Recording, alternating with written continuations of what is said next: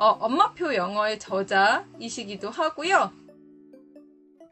유튜브에서도 지금 효린파파님으로 지금 활동을 하시고, 본업은 고등학교 영어 선생님이신 우리 효린파파님을 모시고 오늘 진솔한 이야기를 나눠보도록 할게요.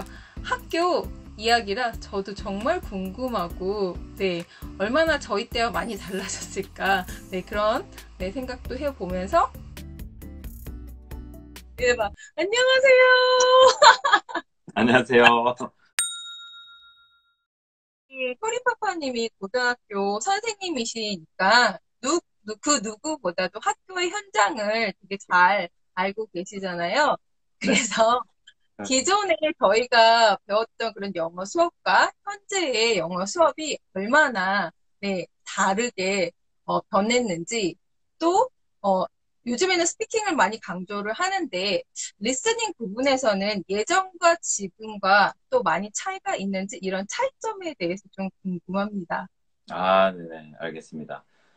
현재 학교의 수업 환경, 이제 수업이 어떻게 이루어지고 있는지, 초등학교는 제가 들어서 좀 알고요. 그 다음에 중고등학교는 제가 실제로 근무를 최근까지 네. 하고 있으니까 잘 알고요. 그래서 좀 자세하게 말씀을 드리도록 하겠습니다. 현재 초등학교는 리스닝과 스피킹과 리딩과 라이팅이 적절하게 잘 버무려져 있는 상태입니다. 학교마다 좀 달라요. 그 다음에 쌤들마다 달라요. 한 학교 안에서도 쌤들마다 이제 본인들이 어떻게 보면은 좀 더 추구하는 방향대로 하고자 하는 방향이 다 다르기 때문에 완전히 쌤들마다 수업이 다 똑같진 않아요. 같은 자료를 제공하더라도 고등학교, 중학교만 해도 쌤들마다 하시는 방식이 다 달라요. 제 같은 경우는 뭐 최대한 이렇게 좀 섞으려고 하는데, 어떤 분들은 이렇게 활동을 좀 더 많이 하시는 분들도 계시고, 어떤 분들은 독해나 문법이나 어휘가 좀 더 이렇게 충실하신 분들도 계시고, 그래서 정확하게 이렇게 규격화된 표준화된 그렇지는 않지만 그래도 초등학교는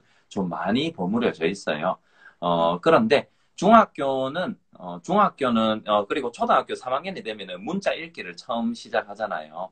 그래서 그와 관련해서 한 가지만 좀 팁을 드리자면, 그래도 초등학교 3학년이 되기 전 혹은 초등학교 3학년 때 이제 그 문자 읽기에 대해서 조금 익숙해져서 가는 게 좋다. 이거는 선행의 개념이 아니라, 누가 그러면 선행이라고 표현할 수도 있죠. 근데 선행의 개념이 아니라, 사실 언어라는 것은 양이 큰 좌우를 하는데, 즉 많이 듣고 많이 보고 많이 읽어야 되는데, 근데 학교 수업이 일주일에 주당 2시간이거든요. 근데 2시간으로 턱없이 사실 부족, 그리고 초등학교는 한 번에 40분이잖아요. 그러면 사실 이제 영어쌤이 영어쌤이 처음에 뭐 약간 인트로 같이 조금 하고, 뭐 재밌게 흥미 유발 좀 하고, 실제 수업하는 시간은 한 15에서 한 20분 정도, 그 20분 전후 언저리라고 보시면 되거든요.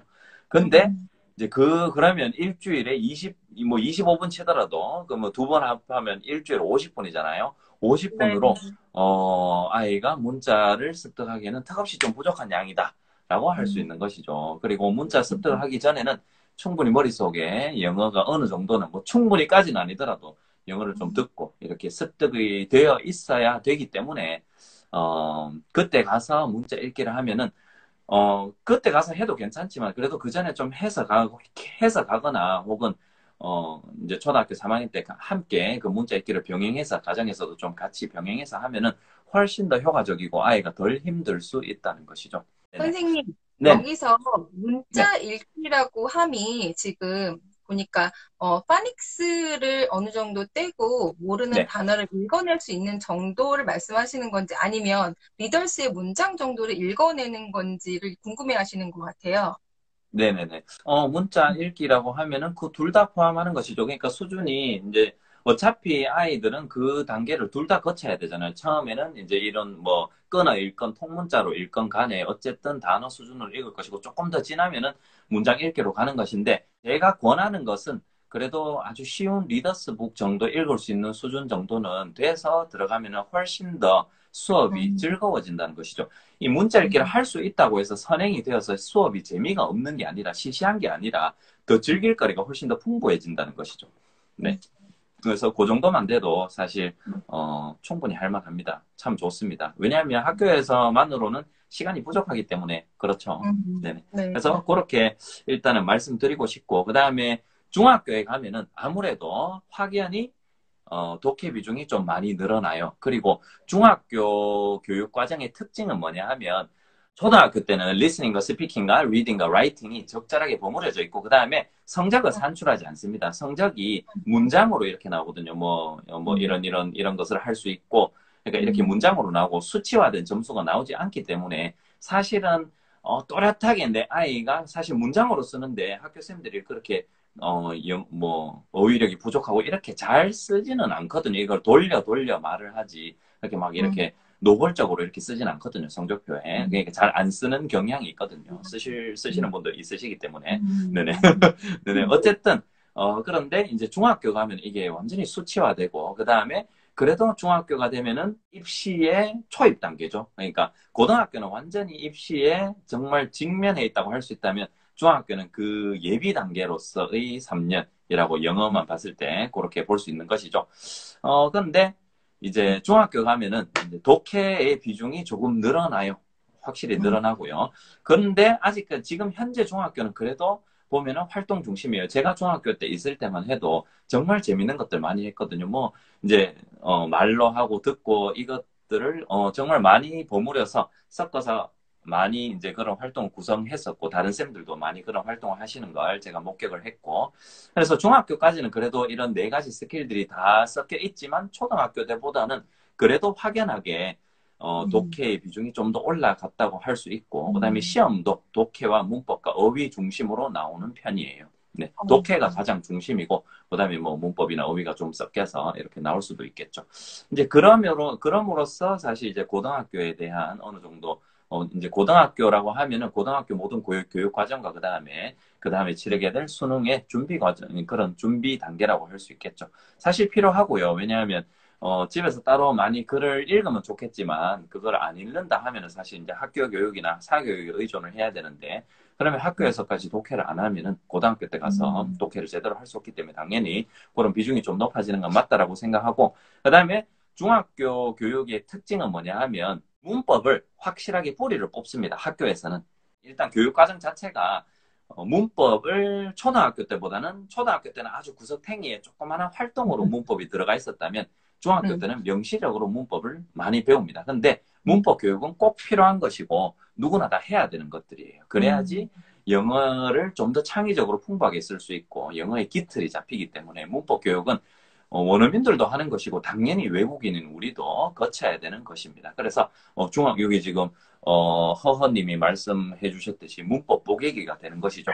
그래서 중간고사, 기말고사 때 그래서 제가 느끼기에는 사실 아이가 많이 학교 수업이나 이런 걸 게을리 하지 않고 매일 복습까지 하지 않더라도 중간고사, 기말고사 때 문법을 많이 이렇게 훑게 되잖아요. 사실 뭐 서술형 평가도 있을 것이고 뭐 여러 가지 평가들이 있는데 그것만을 위해서 준비를 하더라도 꽤 어느 정도 완성이 된다고 보여집니다. 그래서 중학교 때 문법을 제대로 해놓으면 참 좋고 그다음에 고등학교 때는 실제로 문법을 신경 쓸 필요가 없어집니다. 그 이유는 무엇이냐면 중학교 문법에서 고등학교 문법이라 그래서 중학교 문법에서 많이 벗어난 내용이 없기 때문이죠.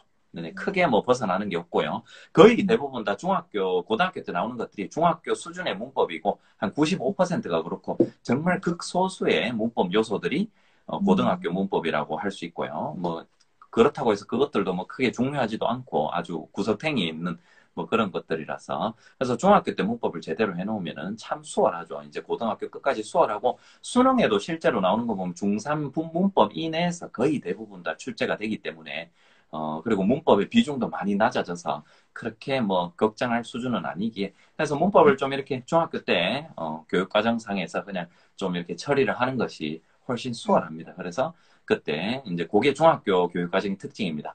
여러 네 가지 그런 listening, speaking, reading, writing이 다 들어있지만 근데 이제 초등학교에 비하면은 정리를 하자면 초등학교에 비하면은 독해와 문법과 어휘의 비중이 조금 이렇게 올라간 상태라고 볼 수 있고요. 그 다음에 이제 고등학교에 올라가게 되면 확실히 독해가 높아집니다. 거의 대부분 독해로 이루어지고요. 이제 여기서도 이제 학교에 따라서 조금 또 나뉘는데요. 공부를 많이 잘하는 학교, 예를 들자면 아직까지 특목고가 존재하죠. 영재고나 특목고에 보면 고1, 2때까지는 학교에서 제작한 교재로 사용을 하거나 혹은 조금 더 정말 우리가 이상적으로 생각하는 그런 영어 수업, listening, reading, speaking, writing이 정말 복합적으로 잘 엮여 있고 자신의 의견을 그런 표현하는 그런 수업까지도 이루어지고 있는 실정이고 참 좋죠. 그리고 네네. 고2 후반이나 고3 때 되면 이제 본격적으로 그런 특목고나 영재고도 수능 준비를, 그러니까 독해만 한다고 들었고요. 그 다음에 네. 일반 인문계 고등학교는 고등학교 1학년 때부터 독해의 비중이 중학교 때보다 훨씬 더 올라갑니다. 왜냐하면 딱 가보면 일단은 고등학교는 수능이 중요하기 때문에 이거 수능을 무시를 할 수가 없어요. 왜냐하면 평가가 기다리고 있기 때문에 뭐 제가 어떻게 바꾸고 싶어도 바꿀 수 있는 그런 것이 아니기 때문에 그래서 수능을 어느 정도는 이렇게 보고 인문계 고등학교에 왔다면 수능을 보고 달려가는 것이기 때문에 거기에 맞춰서 준비를 하게 됩니다. 그래서 그래도 고1, 2, 3을 나누자면 1학년 때는 보통 그래도 이제 중학교 때의 조금 더 연장선 상이지만 그렇기 때문에 리스닝과 스피킹과 리딩과 라이팅 활동이 조금 더 들어가 있고요. 그렇지만 이제 중학교 때보다는 독해의 비중이 올라가 있고 그다음에 고등학교 2학년에 올라가게 되면은 독해 위주로 모든 수업이 이루어지고요. 물론 이제 리스닝과 스피킹과 라이팅이 조금씩 있긴 하지만 그 비중이 매우 낮다고 할 수 있어요. 그래서 그거는 뭐 전국에 있는 어느 학교를 보더라도 요즘 이 정도의 약간의 차이는 있을 수 있지만 학교의 학생들의 수준이나 뭐 여러 가지 약간의 차이는 있을 수 있지만 대략적인 이제 학교의 환경은 그렇고요. 쉽게 이야기하자면 초등학교 때는 막 듣고 음. 말하고 쓰고 읽고를 다 많이 하는데 중학교, 음. 고등학교에 가까워질수록 읽기가 많아진다. 요점은 그겁니다. 네네. 그렇죠. 네네네. 네네네. 요점은 그겁니다. 그리고 음. 중학교 때 문법을 확실하게 잡아놓으면 참 좋겠다. 이런 정도 말씀드릴 수 있겠고요. 수업 자체가 상향 평준화되어 가고 있기 때문에 사실 조금만 사실 제가 바라는 것은 사교육기관이나 그런 데 도움을 가정마다 받을 수는 있지만 그래도 결국은 많이 집에서 읽어야 돼요. 뭐 집에서 읽는다기보다는 아이가 결국은 많이 읽어서 영어를 잘 하게 되는데 사실 학원에서 공부를 하든 학교에서 하든 어디서 하든 그게 수업 시간이 정해져 있고 그런 이제 학습 위주의 방식으로 공부를 해서는 이 영어 습득에 대한 양을 다 채울 수가 없기 때문에 아이가 스스로 읽게 하도록 그런 우리가 환경을 이제 부모가 조성해 주는 게 정말 큰 포인트라고 할 수 있겠습니다. 네네. 그래서 기승전 읽어라 이런 말이죠. 네네. 네네. 네. 지금 여기에 질문해 주신 비지 MSG 님이, 네네, 이렇게 질문해 주셨는데요. 고등학교 때는 문제풀이가 답인가요? 라고 질문을 해 주셨는데요. 고등학교 때는 이제 그런 수능의 유형을 이렇게 많이 접하고 문제 푸는 게 100% 정답이라고 할 수는 없어요. 80%는 정답입니다. 나머지 20%는 조금 더 영어 자체 언어에 관한 그런 활동을 하면 좋죠. 예를 들자면 제 같은 경우는 고등학교 때도 많이는 못 읽었어요. 많이는 못 읽었지만 영어 원서를 그래도 꾸준하게 뭐 한 달에 뭐 두 달에 한 권이나 한 달에 한 권 이 정도는 읽었었거든요. 이제 그렇게 조금 더 원래 이제 원지문에 제가 흥미를 가지고 할 수 있는 그런 텍스트를 좀 접하거나 혹은 뭐 쉴 겸 놀 겸해서 미드를 본다거나 영화를 본다든가 자막 없이 이제 그런데 영어에 좀 많이 익숙해져 있다면 이런 활동들이 가능하기 때문에 이런 활동들을 조금 더 곁들여서 하는 것을 원해드립니다. 네네.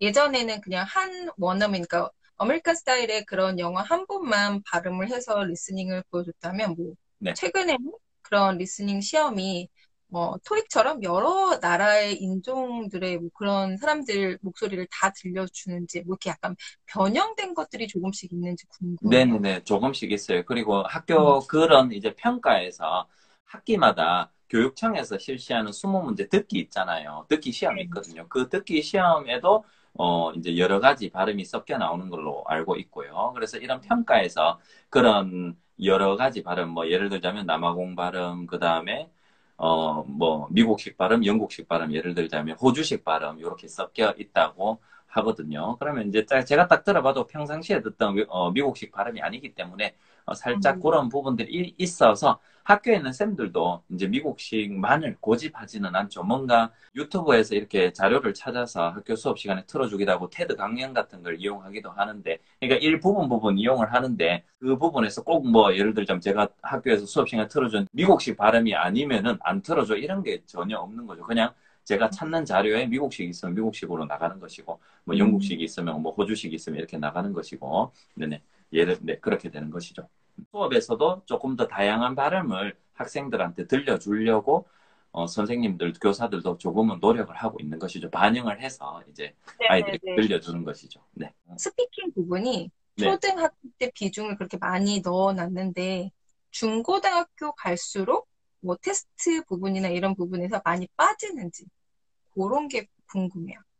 초등학교 음, 때 학교에서 평가로 하는 것과 그다음에 음, 중학교 때의 평가와 고등학교 때의 평가상의 양은 크게 다르지 않을 것 같아요. 음, 크게 다르지 않지만 수업 음, 자체에서 음, 스피킹이나 리스닝의 활용도는 초등이 월등히 높고요. 그다음에 중등, 그다음 고등 순서가 되겠죠. 음, 고등학교에 있으면 스피킹 시험, 이제 일상생활에서도, 일상 수업 시간에도 스피킹을 조금씩은 이제 선생님마다 다 다르겠지만, 조금씩 할 수는 있지만, 스피킹 수행평가가 있기 뭐 몇 주 전에 이제 그 스피킹 시험을 위해서 준비를 아이들과 같이 함께 하고요. 이제 토론도 하고, 준비도 하고, 연습을 해서 그렇게 올려서 시험을 이제 치르게 되는 것이죠. 그래서, 왜냐하면 스피킹을 항상 많이 하기에는 이제 수능을 위한 독해량을 커버할 수가 없기 때문에 아무래도 비중이 그렇기 때문에 줄어드는 것이죠. 네. 네. 그런 엄마표 영어가 과연 학교 영어 선행에 네. 어디까지가 가능할지, 그리고 음, 아까 말씀하신 3학년 전에 리더스를 들어가면 좀 편할 것 같다라고 말씀을 하셨는데, 어머님들의 목표가 아이와 함께 챕터북까지 읽어보고 싶다라는 분들이 꽤 네. 되세요. 네.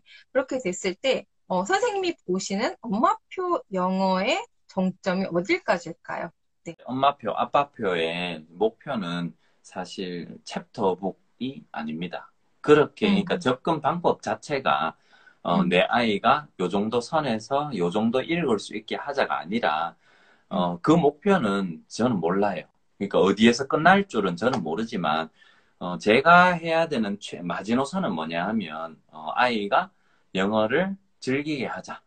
네. 까지. 그러니까 그게 음, 단순히 아주 이상적인 상황에서 즐기게 하자라는 말이 아닙니다. 그 아이가 영어를 즐김으로써 그러면 그 전에 제가 해야 될 역할은 아이에게 많은 영어책을 읽어주고 아이와 놀아주고 이제 그런 모든 육아와 영어들을 다 짬뽕을 시켜서 아이가 영어를 즐기는 것이죠. 제가 어떻게 피곤할 때는 영상을 틀 수도 있을 것이고 아이가 원할 때 틀어주기도 해야 될 것이고 이렇게 막 섞어서 아이가 영어에 대해서 서서히 싹이 트겠죠. 이제 지금처럼 편안하게 영어를 듣고 말하고 즐기는 수준이 이제 서서히 되고 있고, 그 다음에 문자 읽기가 가능해지고, 그 다음에 이제 이때까지 이렇게 영어 책의 일단 재미와 즐거움을 알기 때문에 초등학교 뭐 언제가 될지는 모르겠지만 챕터북을 본인 스스로 읽을 것이고 저는 제 역할은 그러니까 그게 챕터북이 끝이고 어디가 끝이다가 아니라 그게 어느 영어 자체가 목표가 되면 참 힘든 것 같아요. 그러면 사실 그건 너무 제한적이잖아요. 그러면 챕터북 정도 읽으면 이제 엄마가 손 놔도 된다. 그것도 좀 웃긴 것 같고 사실 이제 말 자체가 그래서 제가 그렇게 하기보다는 제가 아까 말씀드렸듯이 영어 자체를 조금 좋아하도록 아이를 어릴 때부터 많이 읽어주고 영어를 접하게 해주고 그런 것이 필요해서 그렇게 하다 보면 아이가 영어를 좋아하게 되고 오히려 아이가 그런 뭔가 목표를 세우고 뭔가 더 하려고 하지 않을까.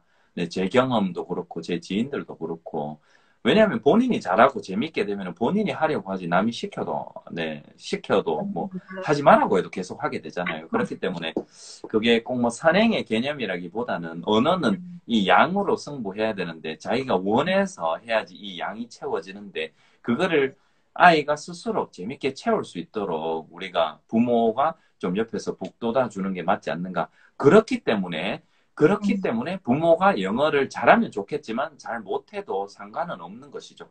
그렇기 때문에 부모가 영어를 못해도 상관이 없는 것이고 그 대신에 영어가 어떻게 습득이 되는지는 확실하게 알아야 된다고 저는 생각을 합니다. 그래야지 예를 들자면 뭐 그냥 아무 책입니다. 이런 책이 있다고 치면요. 책을 음, 읽어주고 나서 음, 어떤 영어 책을 읽어주고 나서 이렇게 영어 단어를 집에서 외우게 한다거나 혹은 영어 해석을 아이에게 해보라고 한다거나 그렇게 가정에서 엄마표를 하는 거는 바람직하지 않거든요.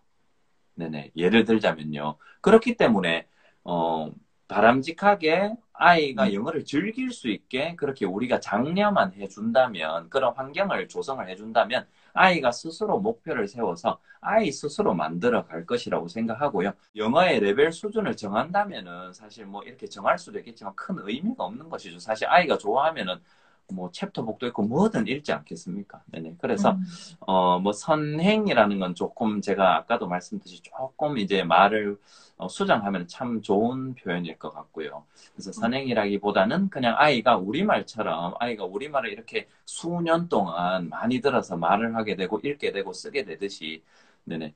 그래서 그것과 마찬가지로 영어도 계속 집에서 많이 들어서 자연스럽게 습득이 되도록 하는 것이 목표이고, 그러다 보면 문자 읽게도 될 것이고, 그러다 보면 아이가 책을 좋아하게 되고 많이 읽게 될 것이고, 그러다 보면 영어가 당연히 탄탄해지고, 우리가 걱정하는 그런 뭐 시험들은 사실 큰 문제가 아니라고 생각하거든요. 네네. 만약에요, 챕터북을 읽어내는 수준이 된다.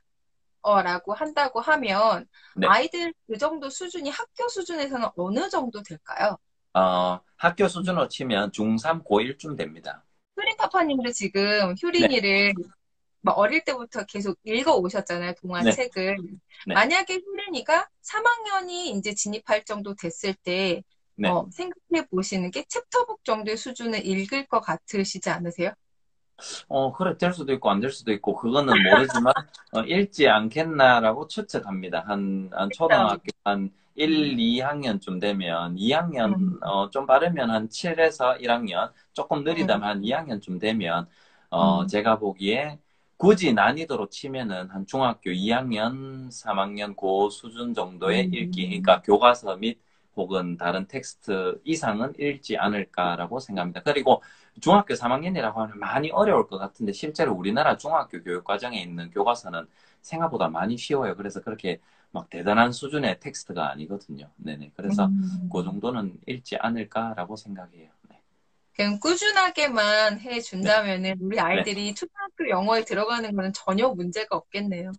그렇죠, 그렇죠. 근데 이제, 음, 근데 이렇게 조금 여러 가지 걸림돌이 있죠. 이제 남들이 하는 말, 그 다음에, 빨리 읽었으면 좋겠어서 이렇게 또 저도 음, 푸시를 해봤는데, 그렇게 또 푸시를 하게 되고, 음, 이제 그런 것들이 어떻게 보면은, 음, 아이에게는 큰 벽으로서 이제 영어를 음, 밀어내게 하는 그런 계기가 될 수 있기 때문에, 그래서 그런 것들을 어떻게 보면, 그래서 영어를 부모가 잘할 필요는 없지만, 영어를 음, 우리가 어떻게 대해야 되는지 아이가 조금이라도 더 즐겁게 대할 수, 조금 더 자연스럽고 즐겁게 대할 수 있도록 유도하는 것은 우리가 알고 접근해야 될 것 같아요.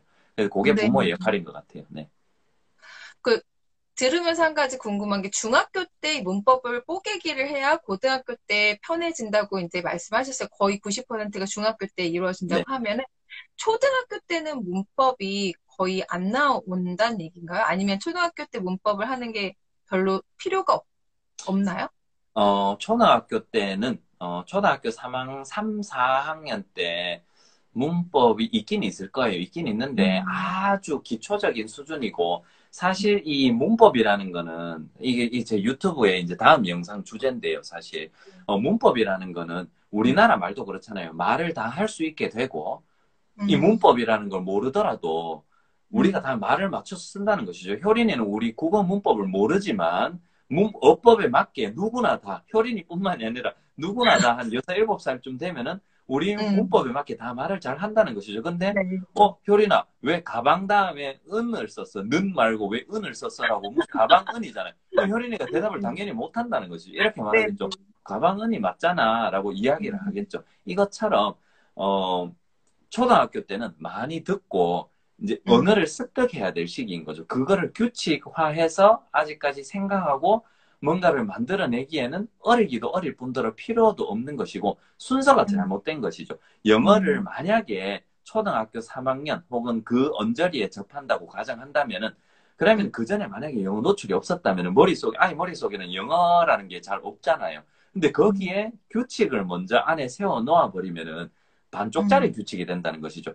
아직 음, 읽기도 힘들고 영어라는 것 자체가 없는데 거기에 틀만 갖다 세워 놓아버리니까 그 규칙이 이해도 안 될 뿐더러 활용은 더더욱더 할 수 없고, 그러니까 누구 말대로 외워야만 하는 것처럼 보이고, 음, 그러나 과거부터 문법을 쭉 이렇게 접해왔던 아이는 그거를 문법을 씌워주면은, 아, 내가 이때까지 he is라고 썼는데 왜 he, 음, are이 아닌지, 이게 이제 이해가 문법 설명으로서 이해가 되는 것이죠. 즉, 이미 음, 알고 있는 것을 문법을 통해서 발견하게 되는 것이죠. 그렇기 때문에 초등학교 저학년 및 이제 초등학교 중반까지는 문법 학습을 하는